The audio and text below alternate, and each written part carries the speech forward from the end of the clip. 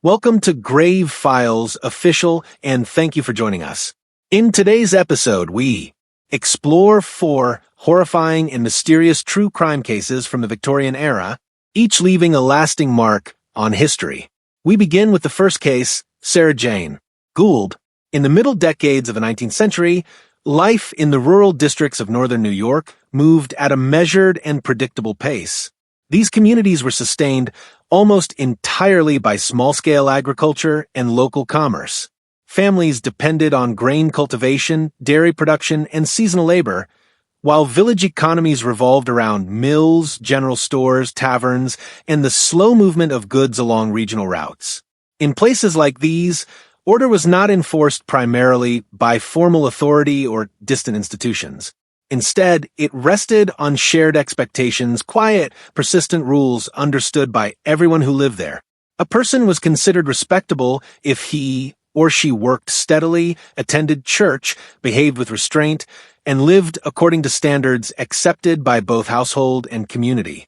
Reputation was not abstract. It carried real consequences. A damaged name could result in the loss of lodging, employment, or local support. Because of this, daily behavior rarely escaped notice. Conduct that fell outside accepted limits was observed, discussed, and remembered. Within this broader setting lay the township of Louisville in St. Lawrence County, near the Canadian border. The district relied on mixed farming and dairy production, while the village itself served as a modest center for supplies, lodging, and trade. Small farms surrounded a cluster of dwellings, stores, and taverns that catered to residents, hired laborers, and travelers passing through the area.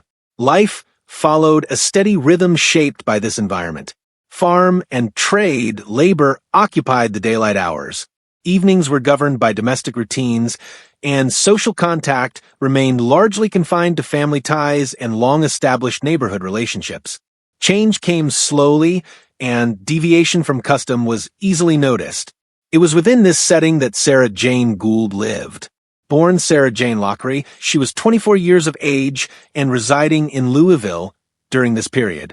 She had been widowed several years earlier following the death of her husband. After his passing, she lived with her younger sister Helen Gould in the household of their uncle Danforth Britton. Mr. Britton maintained a small establishment that combined a shop, the sale of drink, and the letting of rooms to boarders. Within this household, Sarah Jane Gould occupied a dependent yet recognized position. Her daily life consisted primarily of domestic tasks customary to such arrangements, assisting with household work, sharing meals, and participating in the regular routines of family life.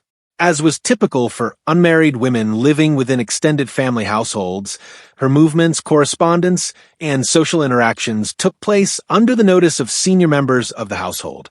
Supervision of this kind was considered both necessary and proper, especially in rural districts where reputation carried lasting weight. At that time, widowhood imposed clear social and material limitations upon women. Employment opportunities were largely restricted to domestic service or assistance within family households. Social standing depended heavily on continued residence under the supervision of male relatives or senior kin.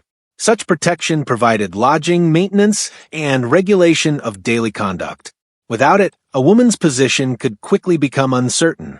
For a woman of Sarah Jane Gould's age, remarriage represented one of the few recognized paths toward long-term stability. It offered lawful household authority, regular maintenance, and a settled place within the township's social and economic order. In the absence of such an arrangement, dependence upon relatives often continued indefinitely. James Eldridge was born in 1836 in Canton, St. Lawrence County. In the spring of 1856, at around 20 years of age, he left Canton with members of his family and traveled westward to the state of Iowa. His stay there was brief. By the latter part of that same year, he returned to St. Lawrence County under the assumed name of Edwin Aldrich. Upon his return, he presented himself as a schoolteacher and obtained employment in the township of Louisville. Teaching carried recognized standing in a small rural community, and in connection with this position, he sought lodging nearby. He took a room in the house of Danforth Britton, where rooms were let to boarders as part of the household economy. This arrangement placed him under the same roof as the Britton family, including Sarah Jane Gould and her sister. It also brought him into regular participation in the shared routines of the household. By the opening months of 1857, the association between Sarah Jane Gould and the man known locally as Edwin Aldrich had moved beyond casual acquaintance. Their meetings occurred regularly within the confines of the Britton household. The nature of their relationship became sufficiently established to be recognized by family members and others in the immediate neighborhood. Though no formal announcement had yet been made, the understanding was widely accepted. As winter drew to a close, this understanding took clearer form. In early spring, the two became publicly engaged to be married. In support of this engagement, Aldrich made repeated statements regarding his prospects. He claimed ownership of several hundred acres of land in Iowa and spoke of a substantial inheritance expected from his father. These claims were not supported by documentation, but they were offered as assurances of his ability to provide stability. Within the Britton household, the engagement was met with reserve. Danforth Britton did not refuse consent outright, but he expressed doubts about Aldrich's financial position and conduct. It also became apparent that Aldrich was in arrears for lodging and other household expenses. These debts created tension, and discussion arose regarding whether his lodging might be terminated. During the same period, Mrs. Britton observed among Aldrich's personal effects a small package bearing the written label arsenic, along with the customary symbol indicating poison. No report was made to authorities, and no immediate action followed its discovery. The object remained simply noted, present, unexplained, and quietly unsettling. Case 2 Fanny Adams. The case of Fanny Adams, Alton, 1867. It was Saturday, the 24th of August, 1867, in the market town of Alton, Hampshire, England. By early afternoon, ordinary life moved on its familiar course. At 1 o'clock, the bells of St. Lawrence Church marked the hour. Behind the public house, brewers rolled heavy casks onto wagons. A carter guided his horse toward the hop fields beyond Tanhouse Lane. Inside a shop, a grocer balanced his scales and wrapped sugar in brown paper for a waiting customer. Along the lane, women drew water from the pump, while two boys pushed a handcart toward the river path. Among the children outdoors that afternoon was Fanny Adams, 8 years old, the eldest daughter of George and Harriet Adams. She lived with her family in a brick cottage near the bend of Tanhouse Lane. That day, she walked out with her younger sister Lizzie, age 5, and their friend Minnie Warner. They carried a small tin mug for brook water and talked about the hop pickers they hoped to see at work. Fanny's dress was pinned neatly for walking. Her boots were carefully laced, and her hair was tied back with a narrow ribbon. As the girls passed the smithy, the blacksmith set down his hammer, wiped his hands, and nodded to them. A dray rumbled past toward High Street. Minnie waved at the driver and laughed when he called out a greeting. The girls turned left toward the open ground, stepping over the furrows that bordered Flood Meadow. Back at the Adams cottage, Harriet Adams folded washing across the line while neighbors spoke over a low fence about the week's work. From the brewery yard, a whistle sounded once, echoing across the roofs. Beyond the hedge, the three small figures continued along the field path, their voices fading into the warm afternoon. It was the last time Fanny Adams was seen alive. After leaving the lane, the girls crossed the stile that opened onto Flood Meadow. The ground was dry from the week's heat, and men working among the hop poles called brief warnings as carts passed. Fanny and Lizzie paused to watch one wagon being loaded. Minnie carried the tin mug to the brook and filled it. The three children sat for a moment on the grass, talking of sweets from the shop and of a kitten Minnie's mother had promised they could visit.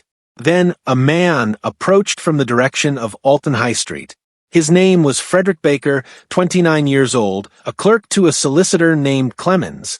He was known in Alton by sight, a tidy man in a waistcoat and high collar, often carrying papers in a leather folder. The girls recognized him and greeted him without fear. Baker spoke, briefly, smiling as he reached into his pocket. He gave each child a penny. Then he asked Fanny to walk with him a short distance toward the upper field, saying he would buy her sweets if she helped him carry a parcel. Minnie later recalled that Fanny hesitated, but then followed him, turning once to wave goodbye. Baker led her along the narrow path between the hedge and the hops.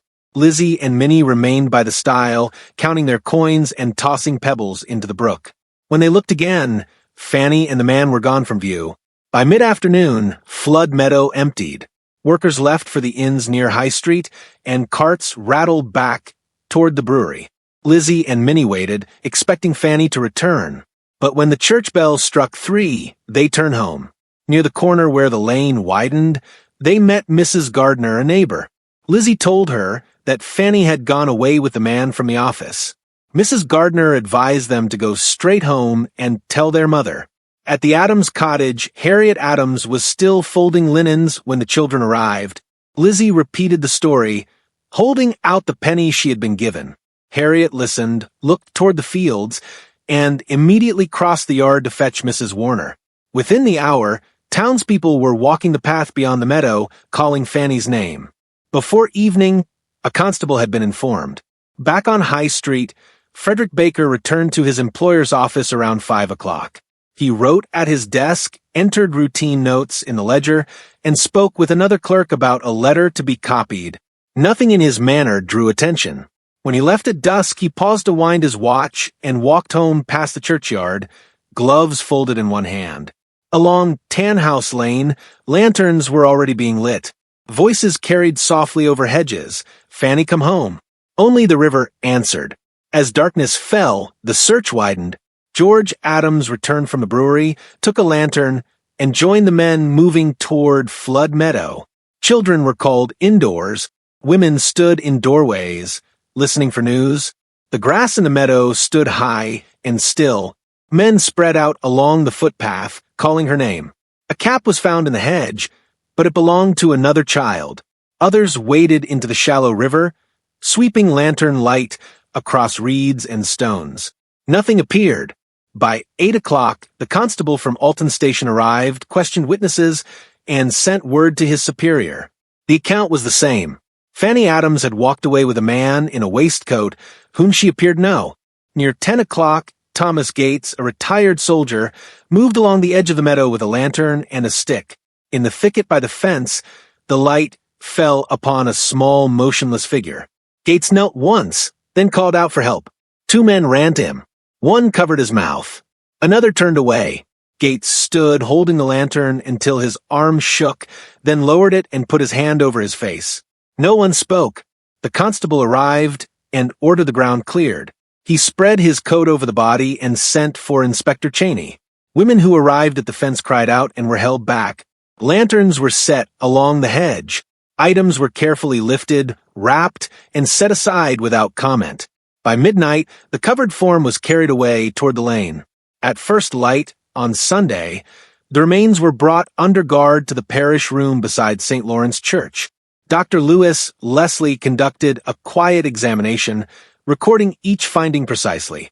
By mid-morning, the cause of death was entered as unlawful killing.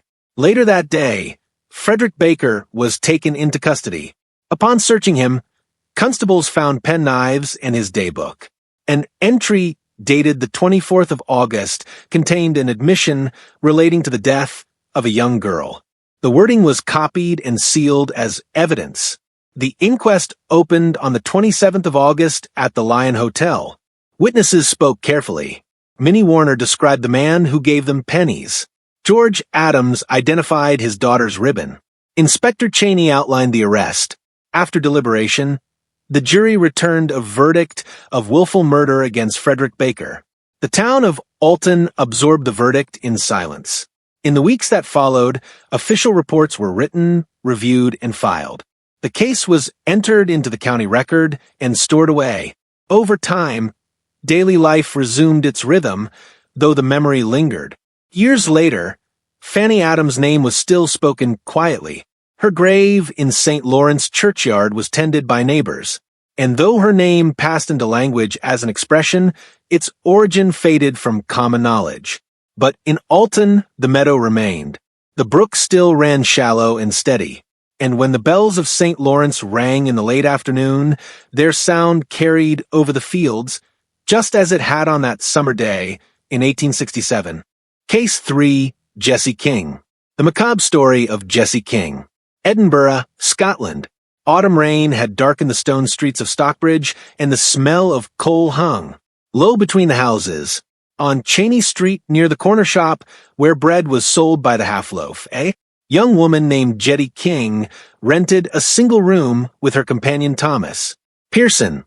She was 27, a rest by habit, earning a few shillings a week from washing linen for families up the hill. Each morning, she set a kettle on the small iron stove and shook the water from a basin out the window. The street below was narrow. Children ran between carts. A vendor shouted the price of potatoes. Life went on with little notice. By afternoon, she took in small errands, a bundle of washing, a letter for a neighbor, sometimes a wrapped parcel passed hand to hand. No one asked questions. People in those rooms often kept to their own business. Pearson, a man in his 60s, mended umbrellas by the window and spoke little. Their rent was due every Friday. The landlord said they paid when they could. Inside the room held plain things, a kettle, a chair, a cradle lent by a neighbor. On the mantel stood a bottle of milk and another marked whiskey. A folded shawl lay over the cradle's edge. Neighbors said a child had been there some weeks before, though none had seen it lately. In August 1887, Jessie King began taking more than laundry. She met Elizabeth Campbell, a young mother looking for someone to keep her 5-month-old son, Walter. The arrangement was simple. £5 in advance, no questions asked. Jessie signed the paper, lifted the child, and wrapped him in a wool blanket. Walter's eyes were half closed, his thumb pressed to his mouth. From time to time, a faint sound came, a soft, rhythmic click as he sucked. Jessie carried him home to 21 Daleth Road, a narrow lodging with a small stove and a cradle near the wall. For several weeks, the neighbors heard those small night noises through the thin boards, the hiss of the kettle a single baby cry, then quiet. By October, the window stayed dark and no one asked further. By the end of that year, Jessie and her companion Thomas Pearson moved. They took rooms first at Baker's Land, then at Anne's Court in Cannon Mills. Their belongings were few: a kettle, an iron, a cradle tied with rope. Pearson mended umbrellas near the window. Jessie worked quietly at washing and ironing for houses up the hill. She used a different name at each address. Rent was paid in shillings, often a few days late. On April 4th, 1888, Jessie met another mother, Catherine White, at the gate of the poorhouse. Catherine carried a 1-year-old boy named Alexander. He clung to her neck and babbled the first shapes of words, small sounds that meant nothing but filled the air. Catherine handed him over with care. Jessie took the child, adjusted his coat, and thanked her. On the way back to Anne's Court, she stopped at a shop for a bottle of milk. A neighbor later remembered seeing her pass, the boy's hand gripping her sleeve. After May, the cradle by her window was no longer there. In June 1888, Jessie and Pearson moved. Again, this time to Chain Street in Stockbridge. The room was smaller, the walls damp from the river air. She told the new landlord they had no children. In September, a lady's maid from Leith, Alice Tomlinson, came carrying a 6-week-old girl named Violet. The infant stirred in her blankets, one tiny fist opening and closing. Alice hesitated at the door, then placed the child in Jessie's arms along with a parcel of baby clothes. £2 were exchanged. Jessie said she would do her best and closed the door. The light from the gas lamp touched the window once, then faded. No one saw the cradle again. By mid-1888, letters began to arrive for Jessie King. They came from Leith, from the outskirts of the city, and from the poorhouse clerk's office. The envelopes were written in different hands, but carried the same question. How was the child? None of them were answered. Catherine White checked the post each morning before going to work. She kept a folded receipt in her purse, the one Jessie had signed in pencil at the poorhouse gate. After several weeks without reply, she sent another note. When no answer came, she walked to Anscourt herself. The room had new tenants. They said the woman named King had moved to Stockbridge. Catherine left without speaking further. In another part of the city, Elizabeth Campbell still kept a cradle in the corner of her room. It was covered